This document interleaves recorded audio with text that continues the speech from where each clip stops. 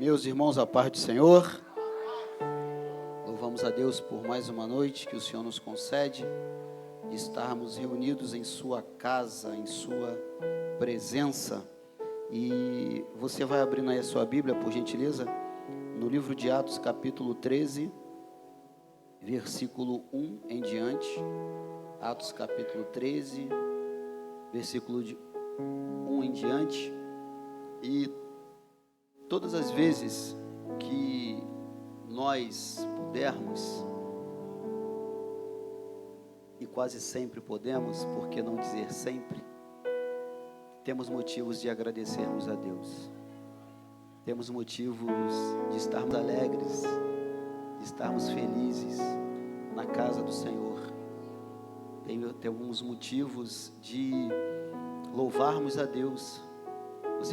Nós chegamos até aqui, nós adoramos ao Senhor, nós estamos reunidos como igreja de Cristo aqui neste lugar, então somos privilegiados. Sinta-se privilegiado nesta noite. Diz assim a palavra do Senhor: na igreja que estava em Antioquia, havia alguns profetas e doutores, a saber, Barnabé e Simeão, chamado Níger, e Lúcio Cirineu, e Manaém, que fora criado com Herodes, o tetrarca, e Saulo. E servindo eles ao Senhor, e jejuando, disse o Espírito Santo: apartai-me a Barnabé e a Saulo para a obra que os tenho chamado.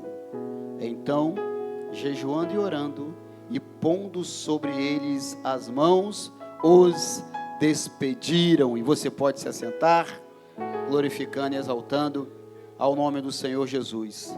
Queridos, no tempo que nós temos e dentro daquilo que o Senhor colocou no meu coração, eu quero que nós venhamos a refletir sobre o chamado de Deus nas nossas vidas, sobre o motivo pelo qual o Senhor nos chamou para a sua obra, para trabalhar no seu reino, para adorá-lo juntamente com a sua igreja.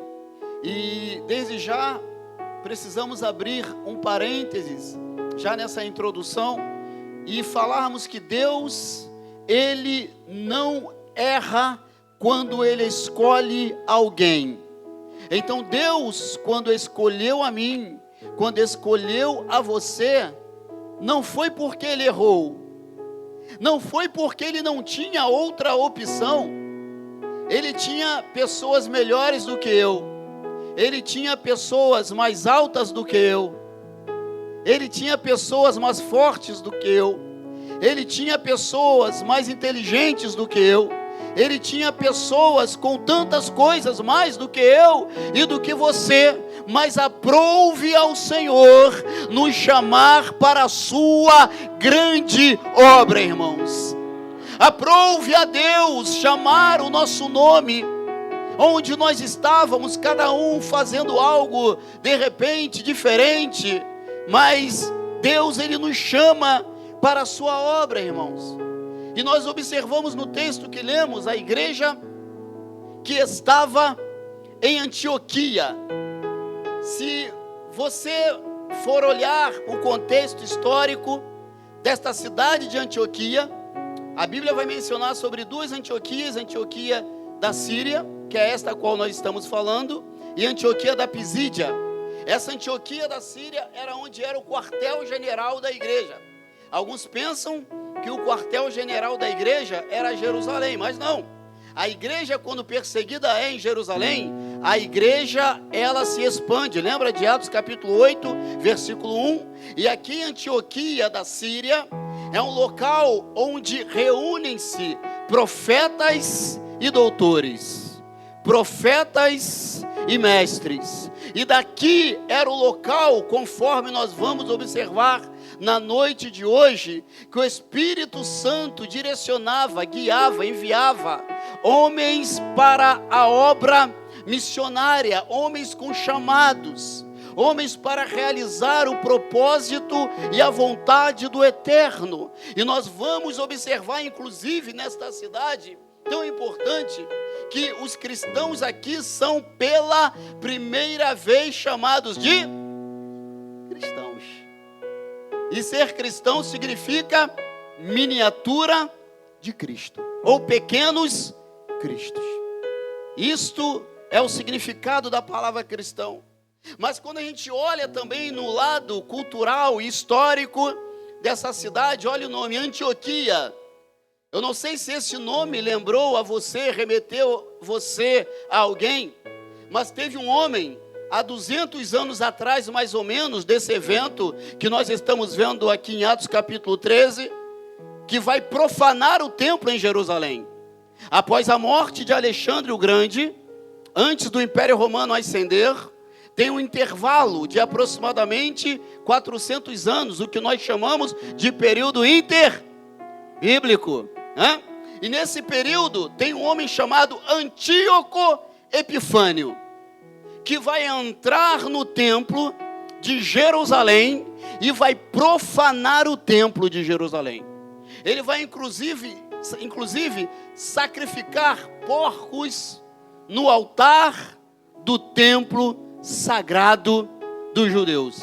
Ele expulsa inclusive alguns judeus de Jerusalém. E o que me chamou a atenção, que me fez refletir, que a cidade que levava o nome de um dos maiores profanadores do templo é a cidade que o Espírito Santo vai usar para preparar e enviar homens de Deus. Irmãos, é assim que Deus trabalha na minha e na sua vida. Deus, Ele pega às vezes o passado, o nosso passado, sabe aquela nossa história triste?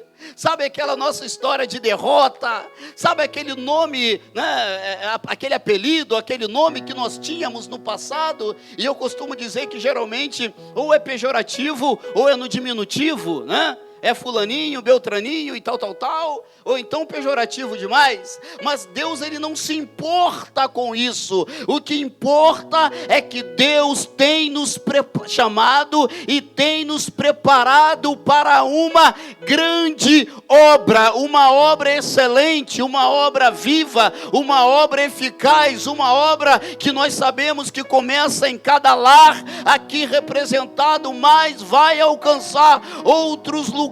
Não importa de onde nós viemos, não importa o que nós temos, importa é quem nos chamou. Eu fico imaginando se a descendência de Antíoco Epifânio, por volta do ano 35 aqui que nós estamos, em Atos capítulo 13, observando a cidade que levou o nome do seu antepassado. Mas Antíoco era tão perverso, Antíoco era tão ruim, Antíoco era tão mau, Antíoco perseguiu os judeus, Antíoco profanou o templo, mas agora a cidade que leva o seu nome é a cidade que prepara missionários para o campo, para pregar o evangelho de Cristo Jesus. E nós vamos então observar ainda que algumas igrejas na palavra de Deus, elas têm uma observação maior por nós, principalmente as igrejas para a qual Paulo escreve. Nós falamos de Corinto, falamos da igreja em Roma, falamos da igreja da região da Galácia, falamos da igreja em Tessalônica, Éfeso então, nem se fala, mas pouco a gente fala sobre esta igreja. E eu costumo dizer, pastores, que todos os cristãos gostariam de congregar na igreja de Antioquia. Porque nessa igreja tinha o assim diz o Senhor, que é o profeta. E nessa igreja também tinha assim diz a palavra do Senhor, que é o mestre. Era uma igreja que estava ali, inclusive uma igreja missionária, né? Era uma igreja que estava ali, né? Completando. E aí, se a gente parar para pensar, pastor, mas a igreja em Corinto Era uma igreja, conforme o apóstolo Paulo fala, que tinha todos os dons. É uma igreja que tinha todos os dons espirituais, ministeriais. Era uma igreja rica de dons. Porém, é uma igreja dividida, diferente da igreja de Antioquia. Aqui a Bíblia não menciona outros dons, mas provavelmente devia de ter. Provavelmente teriam outras pessoas com dons nesse lugar, mas a Bíblia não menciona. Lucas, ele não menciona isto. Mas o que nos chama e que nos prende a atenção é que era uma igreja unida. Era uma igreja que andava em unidade. Era uma igreja que ouvia, nós vamos observar aqui, a voz do Senhor e obedecia a voz do Senhor. Eu trouxe aqui uma mensagem nesta noite um pouco mais expositiva, e a gente observa no verso primeiro que nós lemos, quando a Bíblia diz na igreja que estava em Antioquia. Irmãos, nós não podemos nunca perder o sentido que a igreja, ela não está somente aqui em Inhaúma. Aqui é o templo. Se você trabalha no Recreio, é a igreja que está no Recreio. Se você trabalha em São Cristóvão, você é a igreja que está em São Cristóvão. Se você trabalha no centro do Rio, você é a igreja que está no centro do Rio. Se você trabalha na Pavuna, você é a igreja que está na Pavuna. A igreja de Cristo Jesus, ela continua dinâmica, ela continua trabalhando, porque onde nós estamos, nós representamos a igreja de Cristo Jesus. Independente do bairro, independente da cidade, independente do estado, do país, do continente, você é a igreja de Cristo Jesus. Você dentro da sua casa, você é a igreja que está na sua casa. A gente não pode perder isso de vista, irmãos. A gente não pode perder essa visão, essa observação de que a igreja continua se movimentando. Tem gente que pensa que vai parar a igreja.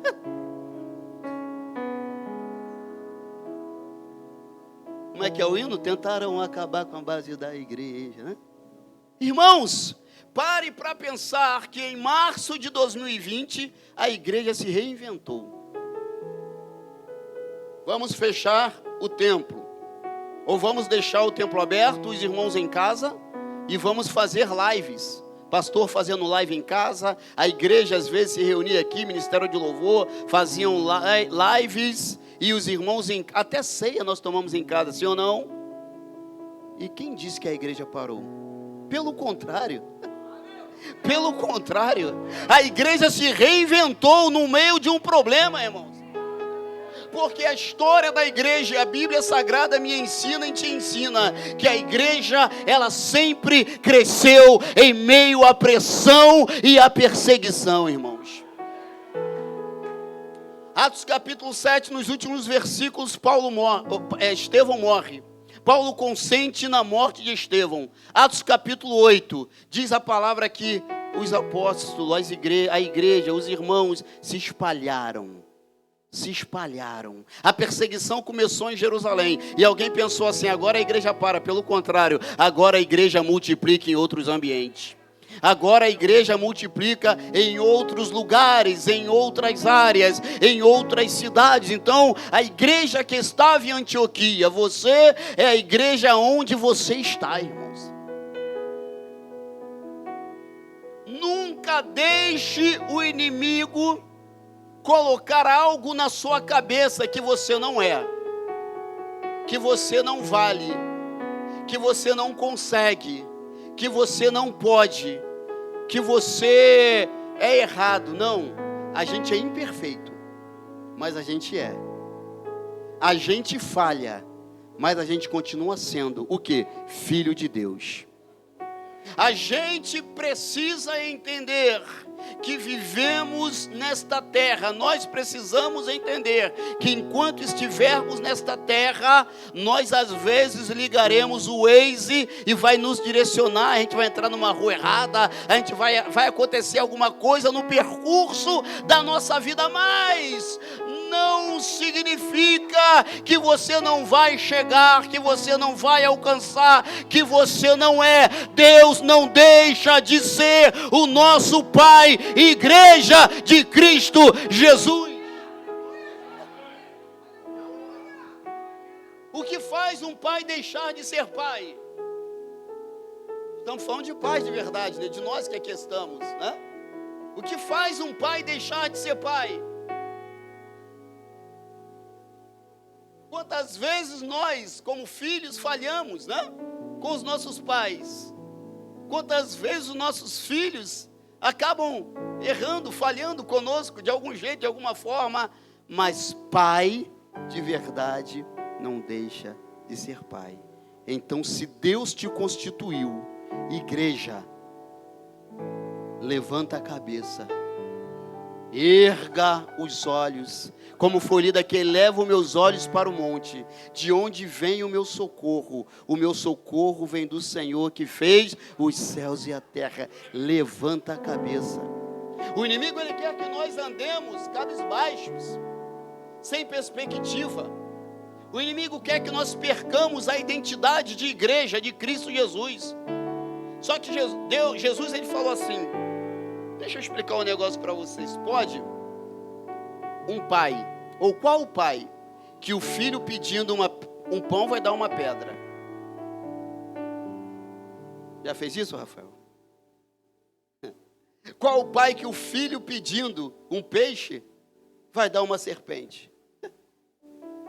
Aí Jesus complementou, nem deixou os discípulos responderem. Se vocês, sendo maus, sabem dar coisas boas aos vossos filhos, imagine o vosso Pai Celestial. Irmãos, não perca essa identidade de igreja. Não perca a identidade de igreja do Senhor, irmãos.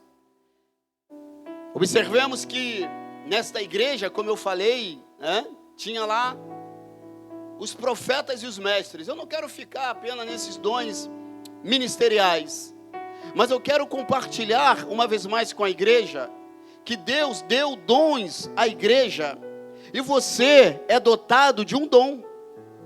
Você é dotada de um dom, de uma capacidade, de um talento que Deus tem te dado. Eu não sei qual é, mas você tem algo especial de Deus através do Espírito Santo em sua vida. Romanos capítulo 12 vai falar sobre os dons de serviço.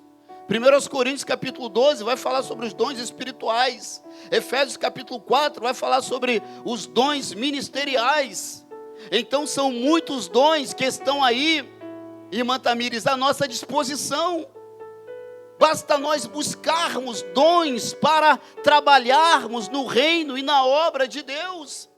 O que a gente não pode é pensar assim, não, porque o que o outro faz é mais importante do que eu. Esquece isso. Não, porque o que eu faço é mais importante do que o outro. Esquece esse negócio. Eu estava assistindo agora recentemente, a um jogo de futebol onde teve uma taça, onde teve medalhas para toda a equipe. E aí ali foram preparadores físicos, nutricionistas, pessoas que, se a gente olhar no dia a dia, se a gente observar no metrô, Tanis, a gente nem sabe quem é, mas participou da conquista, participou do objetivo do grupo. Se a gente observasse ali aquelas pessoas, de repente até um médico, a gente vai olhar na rua e não vai entender, não vai saber quem é, mas foram importantes para o resultado final. Ou seja, se Deus te chamou para algo em sua obra, em seu reino, e nós temos a certeza que sim, porque senão aqui você não estaria, independente do que eu e você estivermos fazendo, independente de estarmos com o microfone na mão ou não, independente de estarmos hoje liderando o departamento ou não, independente de estarmos hoje fazendo algo que vai dar mais notoriedade ou não, você é importante, peça fundamental para o avanço e propagação do Evangelho de Cristo Jesus. A gente não pode perder isso da nossa mente. Deus nos chamou para algo específico. Deus nos chamou para um propósito específico. Observe o que diz o versículo 2: e servindo eles ao Senhor. E servindo eles ao Senhor e jejuando. Olha o que eles estavam fazendo, irmãos. Servindo e jejuando. Todos nós sabemos que servir é algo muito amplo, né? Mas nós podemos imaginar que esses homens estavam orando, pregando, cultuando a Deus, ajudando uns aos outros, né? Jejuavam, estando aberta à vontade de Deus e buscando a Deus incessantemente, e servindo a Deus e jejuando. Observe que o verbo não está e servia, e serviu, não, e servindo. Isso dá a ideia de continuidade. Servindo, hoje, amanhã, servindo, depois, servindo, ontem, servindo, anteontem, servindo, semana que vem, servindo também, mês que vem, continua servindo, e servindo e jejuando. A igreja reunida junta, servindo ao Senhor e jejuando, buscando a vontade de Deus. Queridos, se tem algo que precisamos estarmos atentos, é ouvir a voz de Deus. Observe o que diz o próximo verso. Disse o Espírito Santo. Desculpa, versículo 2 mesmo. Disse o Espírito Santo. Irmãos, eu não sei se Deus usou aqui um profeta.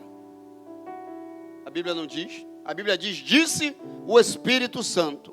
Se foi uma voz audível a todos, não tenho a mínima ideia, né? Aqueles que me conhecem sabem, eu falo o que a Bíblia diz. O que a Bíblia não diz, eu vou falar assim, pode ser isso ou pode ser isso. Agora, certeza, eu não tenho. Se foi uma voz audível a todos, né?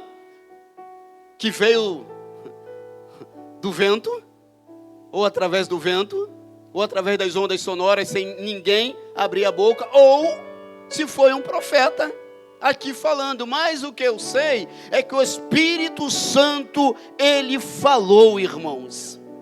Irmãos, a Bíblia, ela não vai dar esse detalhe, mas uma coisa eu sei, você sabe, nós sabemos, que quando Deus fala, Deus cumpre.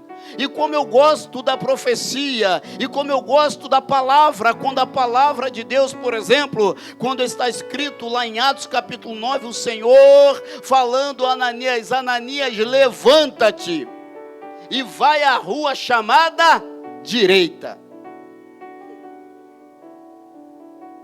e pergunta em casa de Judas.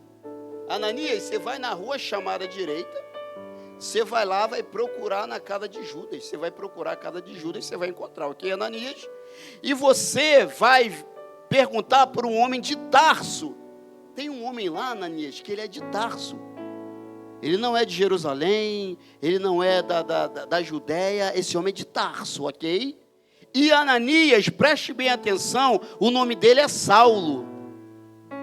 E eu vou te dizer mais, Ananias, quando você chegar lá, ele vai estar orando.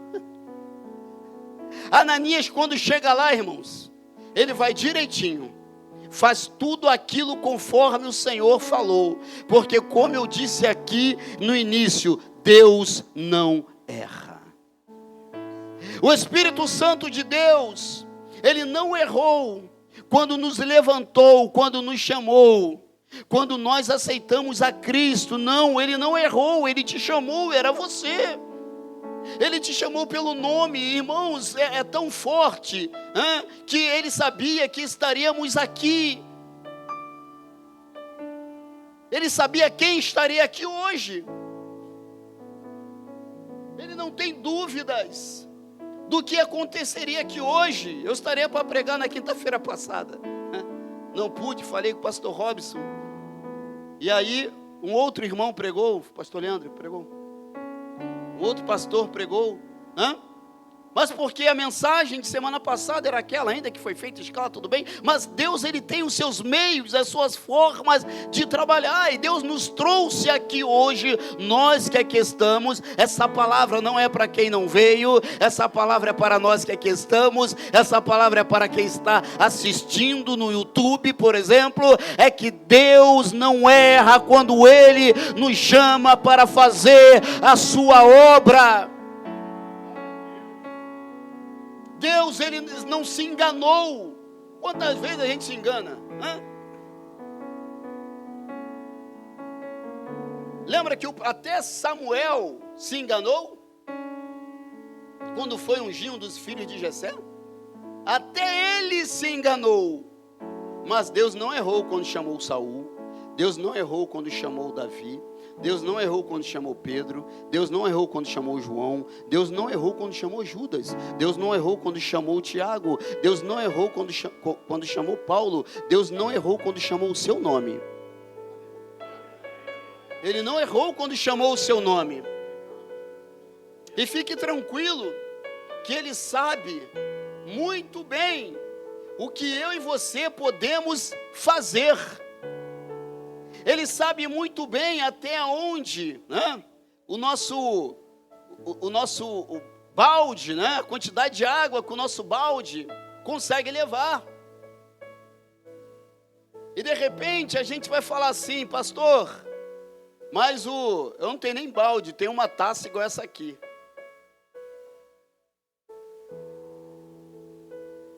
Só que, irmãos, não importa o tamanho, importa a disposição para você ir na fonte e beber da água. Importa a disposição que nós temos para ir até a fonte e beber a água, seja com taça, com copo, com balde, com jarra, seja com o que for. Importa é a disponibilidade e disposição que nós temos para ir até a fonte e beber da água. Então o Espírito Santo, Ele fala, irmãos. Ele fala na vida da igreja. Ele fala para mim, fala para você. A quem nós estamos ouvindo? Será que nós estamos ouvindo a nós mesmos? Às vezes o nosso ego, a nossa carne, a nossa alma. Será que nós estamos ouvindo a voz do inimigo? Será que nós estamos ouvindo a voz de alguém que não quer que nós cheguemos?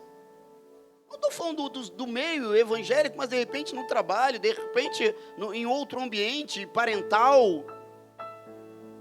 Será? Ou será que nós estamos ouvindo a voz do Espírito Santo? Será que nós estamos dando ouvido à voz do inimigo, dos seus soldados? Eu não sei se os irmãos observam, eu não gosto nem de mencionar nome para não dar ibope, irmãos. Porque para mim é marketing negativo. De tanto você falar do adversário, você está promovendo-o. Então para mim, não vou dar ibope.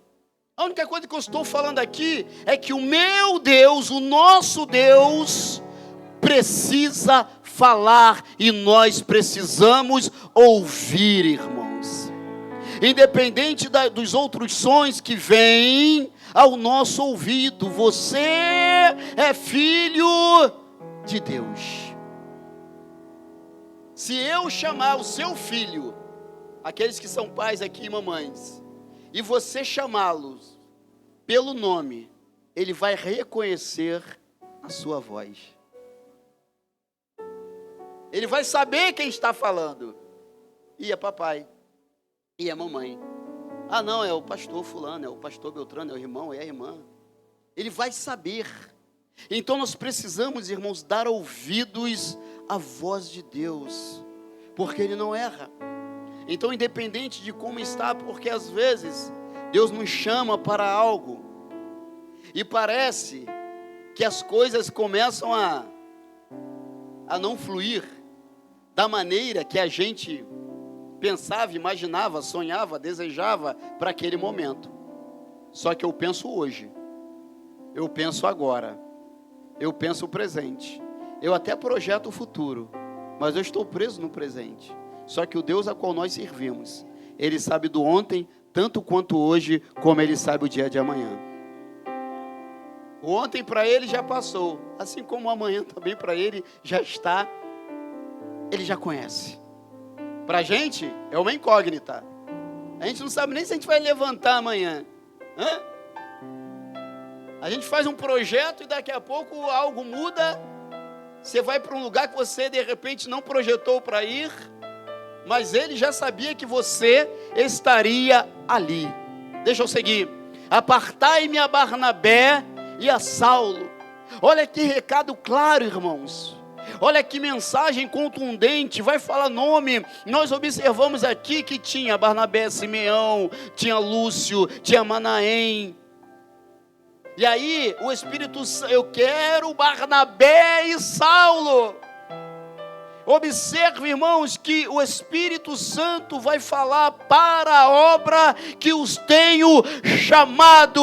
A obra de Saulo era de Saulo, a obra de Barnabé era de Barnabé, a obra do Cirineu aqui era dele, a obra de Manaém era dele, a obra que Deus tem na sua vida é sua, a obra que Deus tem a realizar na minha vida é minha. Nós não iremos, não podemos, não devemos trocar de função, de responsabilidade, porque Deus te chama para um propósito.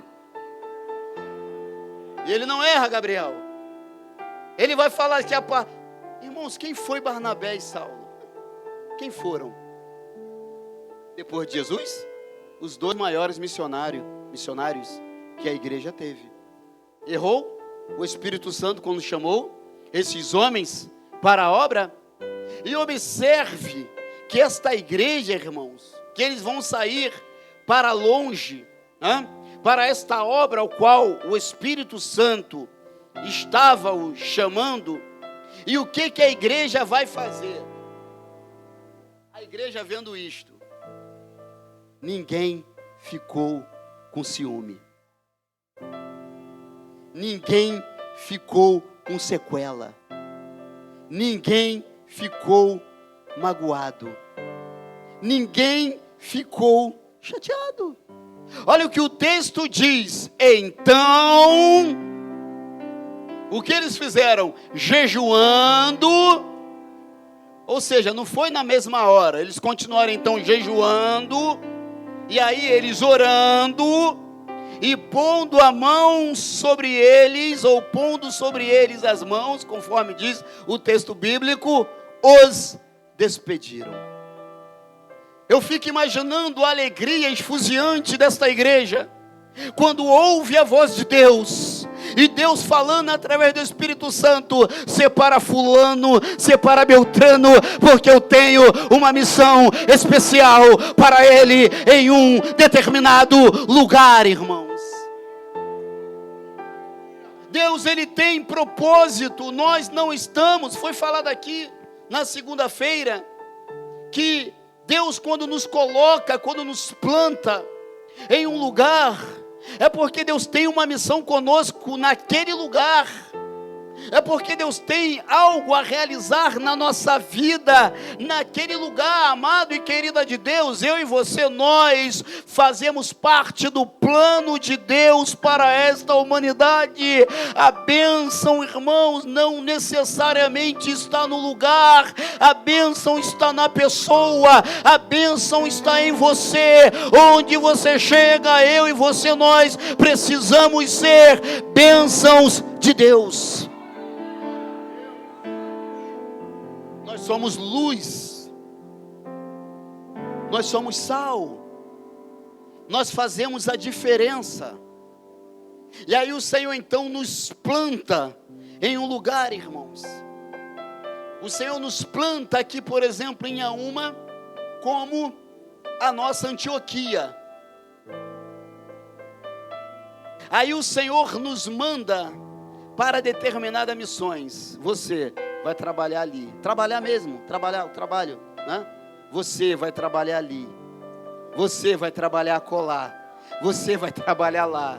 Você vai trabalhar. E aí, nestes locais que Deus nos planta, é porque Deus tem uma missão para cada um de nós. Aqui é o nosso quartel-general.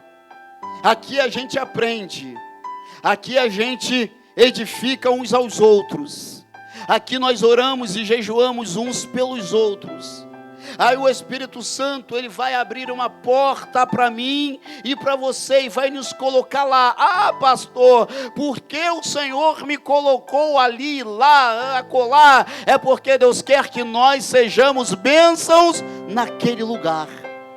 Porque aquele lugar precisa de alguém diferente, irmãos.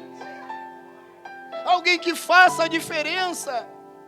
Por isso que eu falo que Deus não errou. Deus, ele não erra.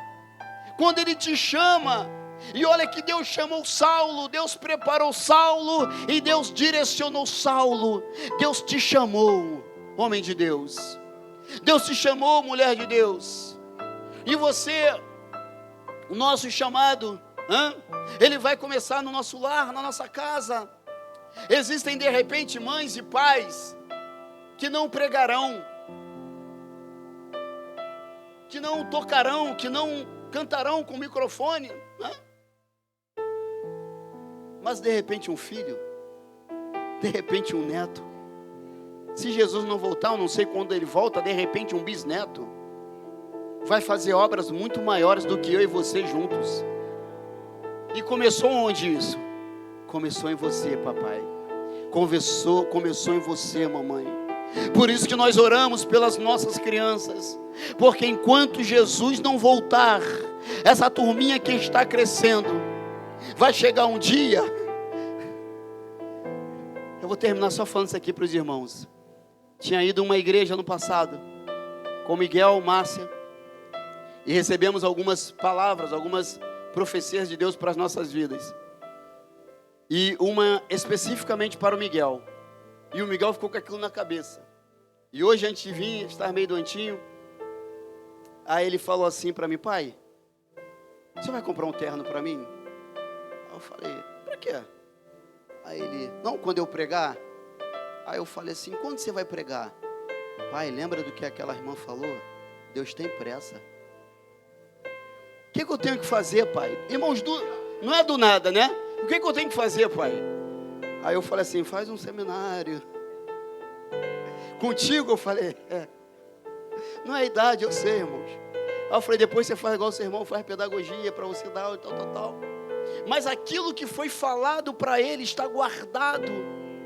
Irmãos, independente, eu já falei isso aqui, mas quando Deus chama Abraão, a promessa para Abraão, Abraão não vê a promessa.